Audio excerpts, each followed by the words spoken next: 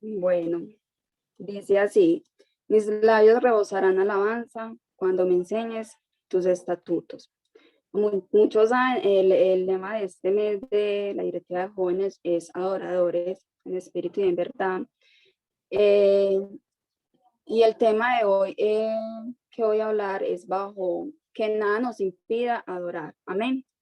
Y antes de empezar, quiero hacerles dos preguntas para que ustedes las tengan ahí, se las respondan ustedes mismos.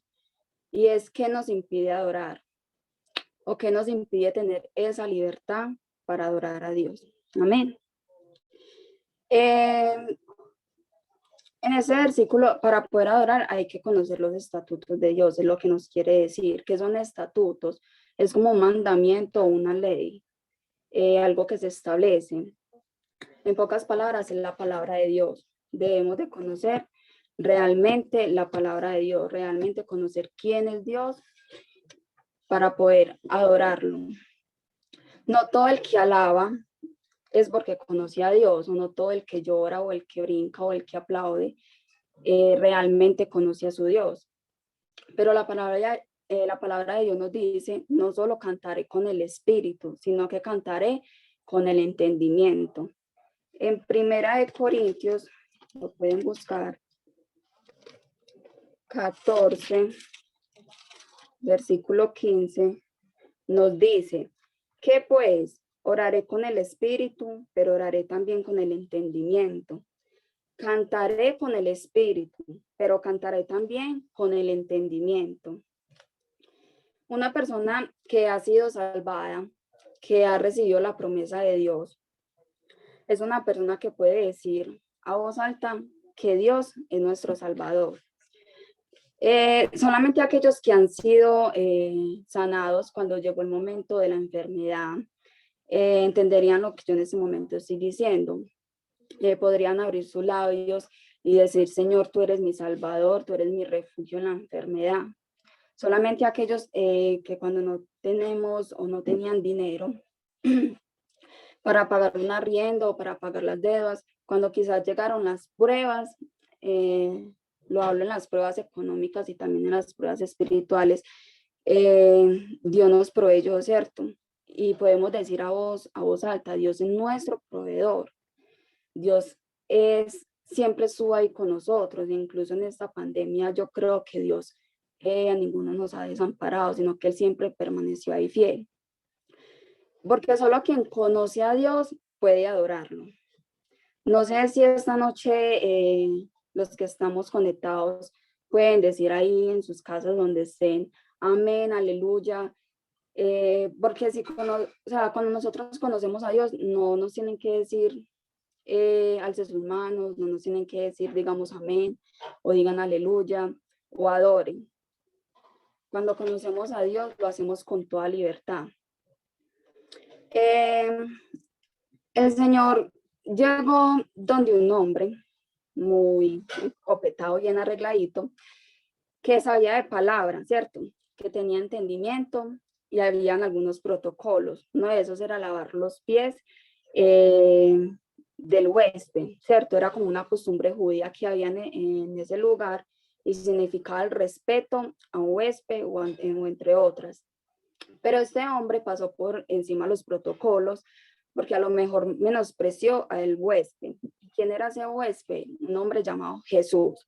Él menospreció a Jesús cuando Jesús llegó a este lugar. Pero en medio de la cena aparece una mujer pecadora.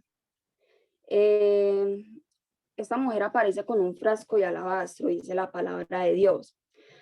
Para algunos matemáticos o los que les gusta estas ciertas cosas, dicen que en nuestros tiempos ese perfume podría valer entre 6 o 7 millones de pesos. Era un perfume súper costoso.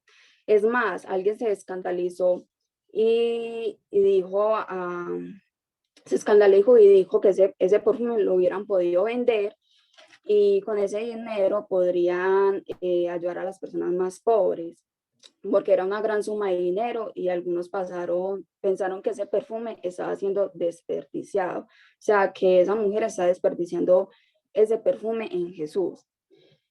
Pero yo esta noche quiero decirles, hermanos, que nosotros conocemos a quién adoramos. Nosotros sabemos a quién le ofrendamos. Nosotros sabemos a quién le levantamos nuestras manos, a quién le damos nuestra adoración, nuestra alabanza. Y créame que Dios nunca va a ser un desperdicio. Nunca va a ser un desperdicio sacar ese tiempo de adoración para nuestro Dios, para la persona que dio la vida por nosotros y nos salvó. Porque Él es grande y de dicha alabanza. Amén. El salmista David dice, alaba alma mía a Jehová. Y algunos dirán, pero es porque hay que alabar a Dios, ¿cierto? Porque ellos alaban a Dios o porque hay que alabarlo.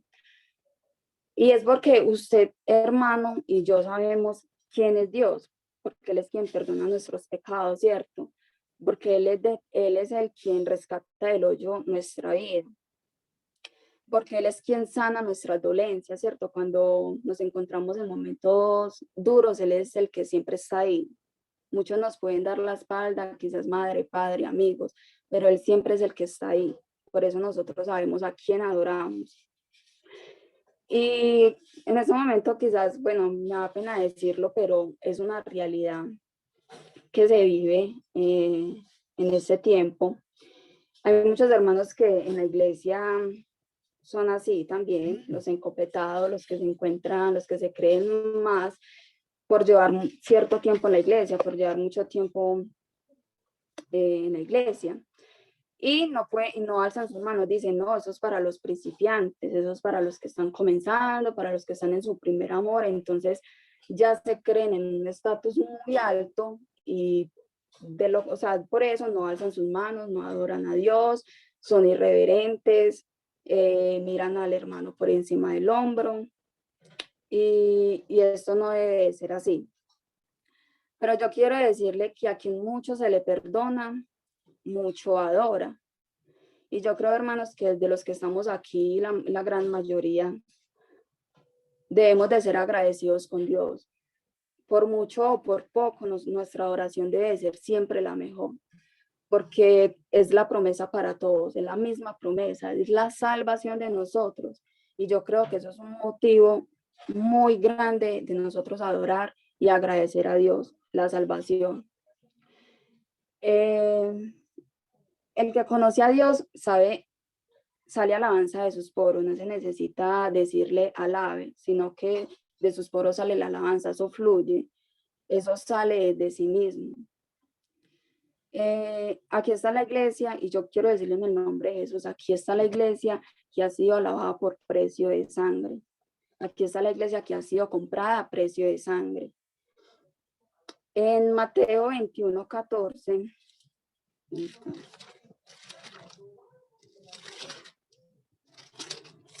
Okay.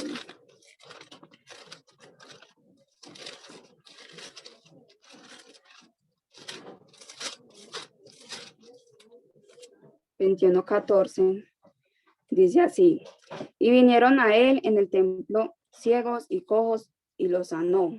Pero los principales sacerdotes y los escribas, viendo las maravillas que hacía, y a los muchachos aclamando en el templo y diciendo, Hosana al hijo de David, se indignaron y le dijeron, ¿oyes lo que estos dicen? Y Jesús les dijo, sí, nunca leísteis de mi boca, de la boca de los niños y de los que maman, perfeccionaste la alabanza. Ahora bien, la Biblia nos da dos citas, dos actitudes a los que se les puede llamar el alma del fariseo. El alma del fariseo es la que no conoce, el que no conoce los estatutos, o sea, la palabra de Dios, el que realmente no conoce a Dios. Y el alma del escriba. En cierta ocasión Jesús hizo milagros. En esto nos relata que Jesús hizo milagros y la gente empezó a gritar, Hosana, el hijo de David. No era gente diplomática, no era gente bulliciosa. Y empezaron a levantar las manos, dicen así literalmente a gran voz, daban alabanza y glorificaban al Señor. Pero estaban ahí los encorbetados, los que se creían mucho, los escribas, los fariseos, y se indignaron y fueron de el Señor Jesús y le dijeron al Señor, no es tanto escándalo, tanto bullicio, porque no reprendes a tus discípulos. En la primera, en Lucas 19, Lucas 19, versículo 40,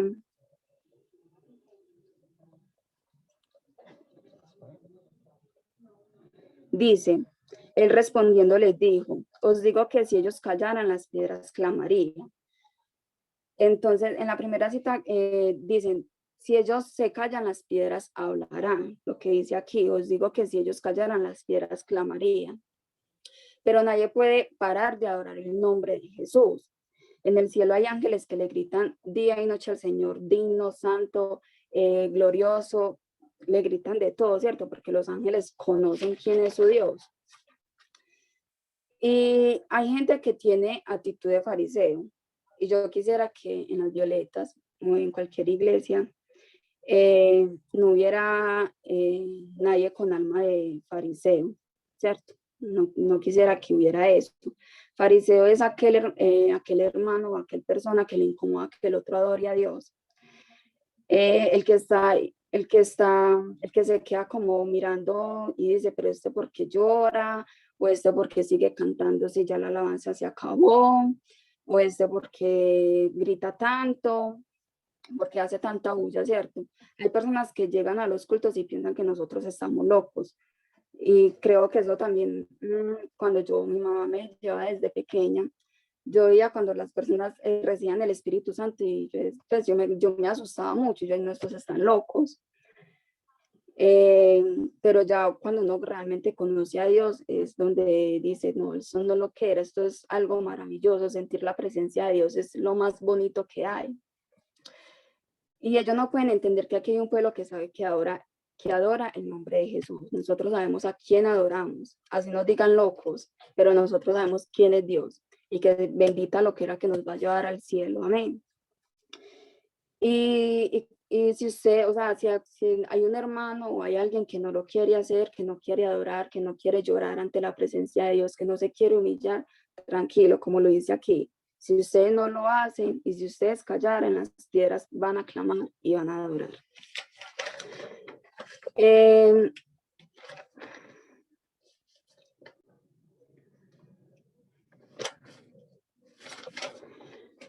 No les dé pena adorar a Dios con libertad. No les dé pena cerrar sus ojos y sumar alabanza al que dio la vida por nosotros, al que dio la vida por ti. No sé si ya lo había contado antes, pero lo quiero volver a decir esta noche. Cuando yo comencé el Evangelio, a mí me daba mucha pena levantar mis manos, me daba mucha pena llorar y que la gente me mirara y me viera llorar. Y eso es lo que impedía que yo recibiera el Espíritu Santo. Y yo anhelaba mucho recibir el Espíritu Santo. Y yo, ay Señor, yo quiero sentir tu presencia. Y yo anhelaba tanto y yo iba a eventos y yo en cada culto yo le pedía eso a Dios, pero a la hora de recibirlo yo bajaba mis manos y no lloraba y yo me tapaba y yo impedía que esa bendición llegara a mi vida.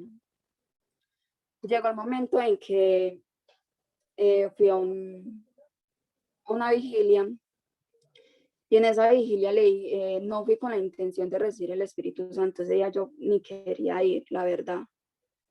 Pero Dios sabe cómo hace sus cosas y cómo se glorifica en la vida de uno, cómo Él quiere mostrarse. Y ese día habían demasiadas personas, demasiados jóvenes, y recuerdo que una muchacha se me arrimó y empezó a orar por mí, y yo en mi mente dije, no más pena, no me voy a impedir más de recibir tu bendición, Señor. Yo esta noche no me voy si tú no haces algo en mi vida. Y fue ahí donde adoré de verdad el nombre de Jesús y alcé mis manos y no me importó si me veían llorar, no me importó nada. Y ahí fue donde recibí esa bendición. Pero al recibir esa bendición, yo no me las creía, la verdad. Yo decía, no, yo no merezco esto, yo no merezco que Dios me dé esto tan bonito. Y no disfruto. No disfruto porque me dejé llevar de comentarios, me dejé llevar de muchas cosas que estaban pasando en mi vida, me dejé llevar del estudio, de no tener tiempo, de no leer la Biblia, de no orar. Y eso es lo que impedía mi adoración hacia Dios, y eso es lo que impedía que yo realmente conociera el estatuto que es la palabra de Dios. Y no disfruto al instante. Y seguía en esa lucha continua de conformismo, de, sí, ya estoy bautizada, ya soy cristiana y ya, un conformismo, pero realmente no buscaba sentir la presencia de Dios, no buscaba aprender más de Él. Y fue ahí donde Dios empezó un trabajo en mi vida, donde Dios empezó a hacer una obra en mi vida. Y yo decía, yo quiero servirle a Dios. Yo le decía, Señor, yo quiero servirte, yo no quiero simplemente ir a la iglesia y estar en una silla sentada, yo quiero servirte. Yo admiraba mucho a los hermanos que hacían diferentes servicios en la iglesia y yo miraba eso y yo, ay, Señor, yo me quiero ver en eso, yo quiero estar ocupada en las cosas tuyas. Y yo decía, yo quiero mantener ocupada, yo quiero estar ocupada en las cosas suyas. Y fueron como 4 meses en donde Dios trabajó conmigo, y cuando ya me tocó ese servicio, cuando Dios ya me dio ese servicio, yo me sentía súper contenta, súper feliz, y yo con ese servicio empecé y yo, bueno, voy a buscar más de Dios, no voy a poner mi mirada en el hombre, sino que voy a poner solo la mirada en Dios y voy a continuar. Pero cuando ya llegaron esos servicios, ese servicio a Dios, cuando ya llegaron todas esas ocupaciones, cuando ya comenzó el trabajo, el estudio, el servicio a Dios, que el hijo, que la casa, que la familia, uno se empieza a llenar de muchas obligaciones y de muchas cargas, ¿cierto? Pero yo creo que servirle a Dios no debe ser una carga, o servirle a Dios no lo debemos de tener como obligación, sino que debe salir del corazón, que realmente el servicio a Dios lo hacemos es para darle ese agradecimiento a Dios por todo lo que hace por nosotros, porque eso es lo mínimo que podemos hacer por Él. Y empezaron a llegar esas cosas, esas cargas a mi vida. Y es ahí donde también todo eso empezó a impedir que yo adorara a Dios. Yo creo que cuando Dios a uno le permite este espacio para hablar de su palabra, Dios primero te pasa por un proceso, te muestra. Y por eso es que ya uno tiene la libertad de hablar de esto, porque ya lo viví y sé qué es esto.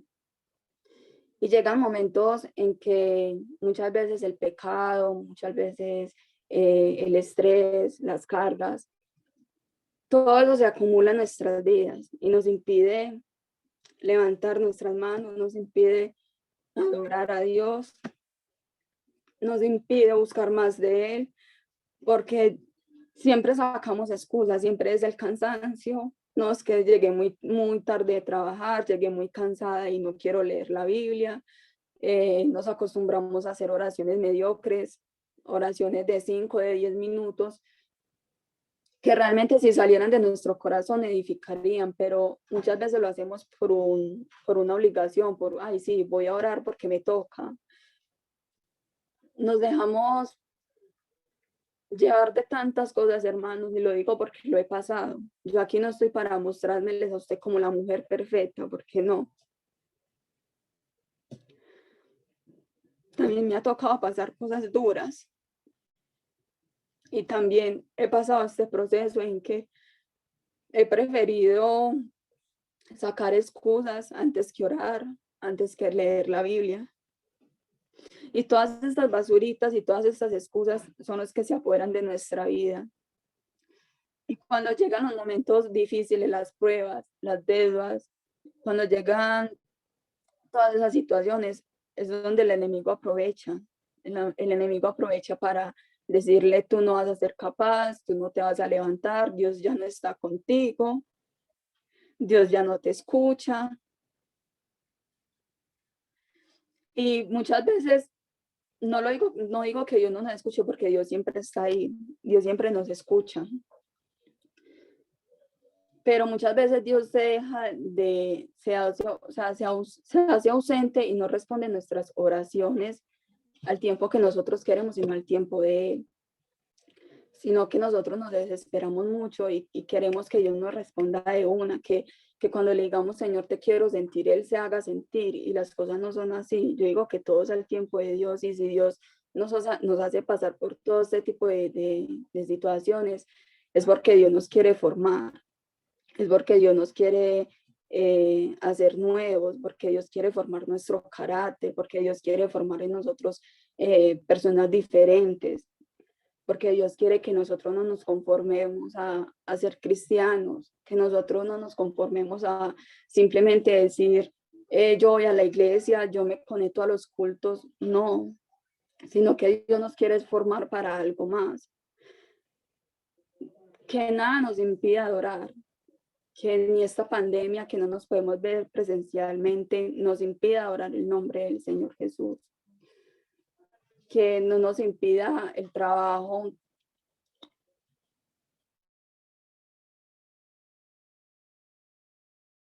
buscar más de Dios, buscar cada de Dios. En 2 Corintios 12:9 dice, y Él me ha dicho, te basta mi gracia, pues mi poder se perfecciona en la debilidad. Por tanto, muy gustosamente me gloriaré más bien en mis debilidades. Cuando lleguen esos momentos, hermanos, cuando llegue ese momento de debilidad, cuando llegue esos momentos de crisis, como lo estamos en este momento que nos toca estar encerrados y bueno, hay que cuidarnos. Nosotros debemos de glorificarnos en eso, nosotros debemos de estar contentos, no, o sea, nosotros tenemos que ser testimonio para los demás. Yo no me imagino, o sea, un vecino que sea inconverso y me vea cada ratico con cara triste, llorando, y ay, no, y qué pereza, y esa aflicción, y eso, no, o sea, nosotros tenemos que ser de testimonio para ellos, y así ellos nos vean mal, o sea, si ellos nos vean que estamos en escasez o en cosas, siempre nos vean alegres, siempre nos vean nosotros glorificando y adorando el nombre del Señor Jesús, porque nosotros sabemos que Él permanece fiel aún cuando nosotros somos infieles, porque nosotros sabemos que aún en medio de la prueba y de la lucha, Dios siempre, siempre, siempre está ahí, siempre. Y Dios busca de nosotros que nosotros le adoremos en espíritu y en verdad. Entonces, hermanos, la invitación esta noche es esto, es adorar a Dios en espíritu y en verdad, que nada nos impida buscarlo a Él, que esta pantalla, que estos celulares, que la tecnología, que la pandemia, que la escasez, que la prueba, que nada de esto nos impida buscar de Dios. Pidámosle a Dios que nos dé un corazón conforme al de Él, que nos dé esa convicción de que Él siempre va a estar con nosotros, que nos dé esa fe, que nos dé ese fervor de buscarlo día y noche. Dios está cerca. Y muchos los que nos oyen dicen, no, estos están locos, siempre dicen lo mismo, Dios está cerca, Dios ya está que viene, pero nosotros estamos convencidos de eso, de que Dios está cerca, de que los tiempos se están aproximando. Y de verdad que sería muy triste que Dios viniera y nosotros solamente por una cosita, o sea, por algo que nos impidió adorar a Dios en verdad, nos quedáramos. Es muy triste eso, hermanos. No siendo más, yo invito a mi hermana Verónica para que ella sea orando por mí. Ella sabe por lo que estoy pasando y realmente necesito una oración. Dios les bendiga. Amén. Bueno, qué linda palabra.